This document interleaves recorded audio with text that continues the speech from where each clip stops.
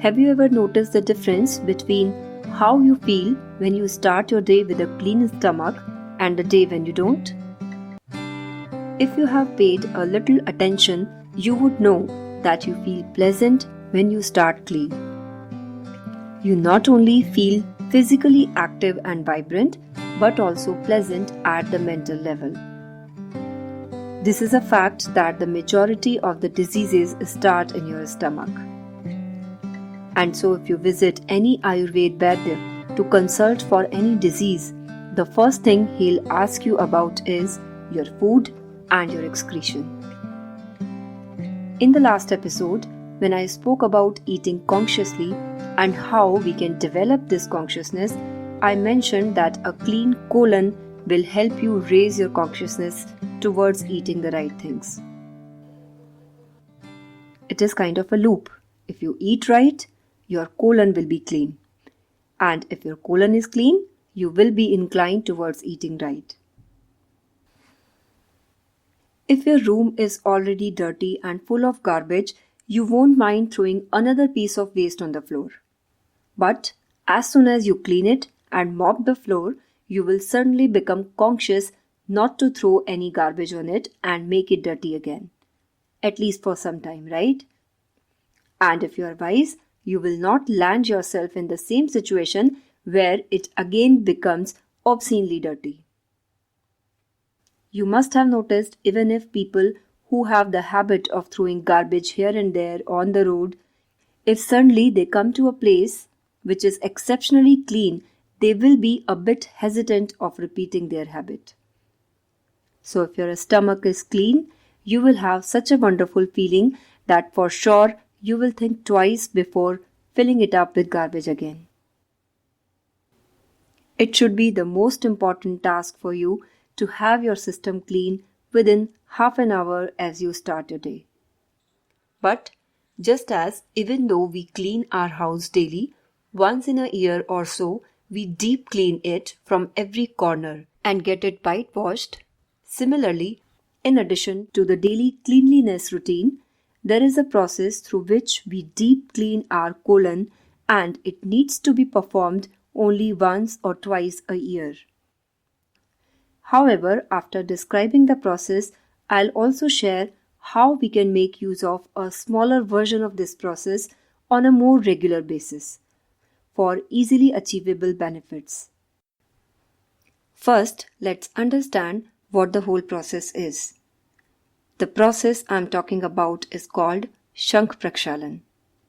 Shankh means conch shell and Prakshalan means to wash. Our alimentary canal has a twisted passage like that of a conch shell, and so this process of cleaning the alimentary canal, especially the intestinal region, is called Shankh-Prakshalana. This is one of the Shat Karmas that are the prerequisite to start the classic Hatha Yoga practice. Today, most of us know and do the typical classroom practice, but those who choose Hatha Yoga as the way of their sadhana for spiritual growth, they perform Shat Karmas to prepare their body before they perform asanas. However, it is equally applicable for anyone who wants to live a healthy life. I'll briefly describe the process and, more importantly, the precautions we must take if we perform it. No matter whether one practices any form of yoga or not, this is something one must do to keep the system clean and free from various diseases such as constipation, acidity, diabetes and their complications that usually start from inefficient digestion, absorption or excretion process. One thing you should note is, for at least the first time, you should perform it only under supervision of an authentic teacher or at a center that conducts Shat Karmas, because it comes with a number of precautions that you must take. However, I'll describe everything so that you have prior knowledge about it. Our intestines are full of feces or waste, no matter how clean we think we are. Shankh-Prakshalana is a process to completely remove it from our body and make the intestines as clean as they were when we were born.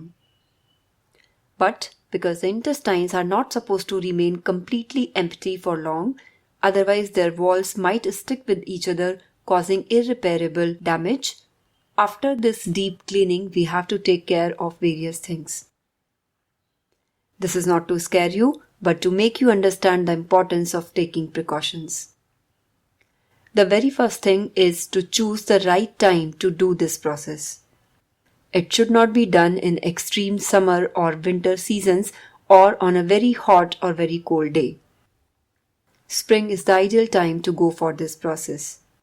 And when you decide to do the process, do not take solid food in the evening one day before doing it. For the process, we have to be ready with 10 to 12 glasses of warm water to drink and some salt, preferably rock salt and lemon to mix with it. They are optional and you should avoid mixing salt or use it to a minimum if you have high blood pressure. The water should be warm enough but not too hot, and as the process will take time to complete, ensure that it remains warm throughout the process and doesn't cool down in between. Now to start the process, sit in the squat position or malasana on the ground and drink 1 glass of water. Not too quickly that it creates a vomiting sensation, but not too slowly as well. Now you have to perform 5 yoga asanas with 10 repetitions of each of them. It would have been better if it were a video, but I'll try to describe them as clearly as possible, and you can search for some videos as well. The first asana that you need to perform is Tadasana. Stand straight with your feet together. If you have pain in the lower back, keep some gap between the feet. Interlock the fingers, stretch the arms, and while inhaling, take them upwards above your head and at the same time come up on your toes, stretching the whole body. Your palms should face upwards. Now, while exhaling, come down to the starting position. Repeat this 10 times. The second asana that you need to perform is Tadasana, in which you bend the upper body towards the sides while performing the stretching of Tadasana. So like the previous one, you stretch and take your arms up, and while exhaling, bend your upper body towards your right side without leaning forward. Please note, here you don't have to raise your heels like we did in the previous posture. Then slowly, as you inhale, come back to the center, and while exhaling, go down towards the other side. Then again change the side and do it 10 times each side. The third practice is the Kati Chakra Asana. Kati means the waist or the back, and Chakra literally means the wheel or to rotate. So as the name suggests, you have to twist your waist. Put your left hand on the right shoulder and the right hand on the center of your lower back, its palm facing outward. Now twist the waist turning towards the right and look back over the shoulder. Twist as much as you can. Then come back to the center position and twist to the other side, changing the position of the hands as well. Again, repeat 10 times. The next one is the Bhujangasana, the twisted cobra. Lie down on your stomach, keeping the feet flat and almost 2 feet apart. Put the palms on the ground close to the shoulders. While inhaling, raise the upper body with your pelvic region is still touching the ground. And then, as you exhale, twist towards the right side, looking over the right shoulder, towards your left foot as much as you can. Come back to the center and then turn towards the left side. Repeat this twisting for 10 counts each side, and then while exhaling, come down. The last asana that you need to do is the Udar Akarshan Asana. Sit down on your feet in the squat position, keeping the palms on the knees. Push the right knee with your hand and make it touch the ground close to the left foot, raising the right heel as you twist yourself towards the left. Look back over your left shoulder. Come back to the center and then do it on the other side. 10 counts each side. Remember, you do not need to hold any of the postures for more than a second or two. Just go to the posture and come back, but do it without any jerk. These specifically designed postures done with dynamism ensure that the water that you drink, instead of getting absorbed in the body, goes down through the alimentary canal, pushing the waste outwards. This completes one set of the process. Now you have to drink 1 glass of water again and repeat the set of these 5 postures. After repeating 4 to 5 sets, you'll feel the need to excrete. If you don't, just roll the body on the floor or take a walk. After cleaning yourself once, you need to repeat the same process of drinking water and performing the asanas. During this process, you will have to excrete multiple times, and the process completes when clean water starts coming out of the body. Initially, it will be solid waste, then it will become loose, then watery, and then at last, clean water would come out. This completes the process of Shankh-Prakshalana and your intestines become completely clean.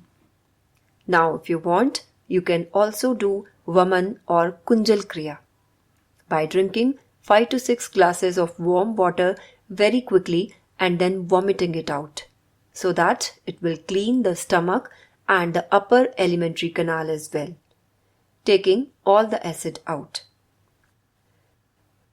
After this process, there are a whole set of precautions that you must take.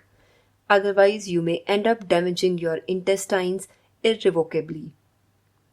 The first thing that you have to ensure is that you have to eat a specially made khichdi within 45 minutes of completing this process. Khichdi is an Indian dish which has to be made with moong dal or lentils and rice mixed in equal quantities and boiled in water to form a semi-solid mixture. For this process, do not add any spice to it, just a pinch of salt. But you have to add ghee to it generously. Almost 4 to 5 spoons so that your intestine walls are well lubricated. Don't omit it as this is very important for your intestine. And this is the only thing you should eat for the whole day, consuming up to 100 grams of ghee in the day. Avoid milk or any milk-based product for 2 to 3 days, otherwise you can develop stomach problems. From the next day, you start taking lightweight food which is easily digestible and come back to your usual eating routine in 3 to 4 days' time. After this process, you should take rest for the whole day and avoid going out or doing any physical activity, even reading or watching television to avoid stressing your eyes. Stay without the air conditioner and even a fan, as after the process, your body will be very weak and susceptible to cold. You must have noticed that your body cannot bear cold when you have loose motion, right? So you should not even take a bath after doing this process. Just change your clothes. Ideally, take a bath before starting the process. Here, I would emphasize again that if you go for this process, please take the precautions seriously, no matter how strong and healthy you think you are. People with a weak heart or those who have stomach problems like ulcers or hernia or have recently undergone any surgery, pregnant ladies or ladies who are expecting their periods within a week should not do this process. A physically weak person should also not do this. However, there is a smaller version of this process that can be done by almost everyone. The whole process may not be possible for everyone to follow easily and especially without proper guidance, so what you can do is follow it through halfway, which is called Ardh or Laghu Shankh-Prakshalan. For this, you have to follow the steps exactly as described, but you need to stop doing it after you have excreted 2 to 3 times. Your stomach should have been sufficiently cleaned by then. This way, you can do this Laghu Shankh-Prakshalan once in a month or whenever you feel your digestion system is not working properly.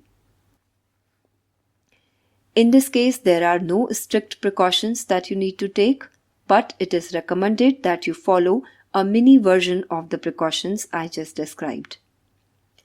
So keep your diet light on the day and a day before the process. Avoid exposure to cold environments, especially if you are easily susceptible to heat or cold. Avoid heavy physical activity and going out for some time, and of course, do not overdo this process. In fact, as a daily routine, if you find it difficult to clean the system in the morning, you can drink 1 to 2 glasses of warm water and do the set of these 5 asanas just once. This will help you get cleaned easily and follow your normal routine. Many times we ourselves are not aware of what is happening inside our body. As I said in the beginning, if you throw a little more garbage to the place which is already filled with it, you will feel no difference. But you'll be conscious of throwing it onto a clean place. In the same way, when your stomach is clean, your consciousness towards what to eat would start developing on its own.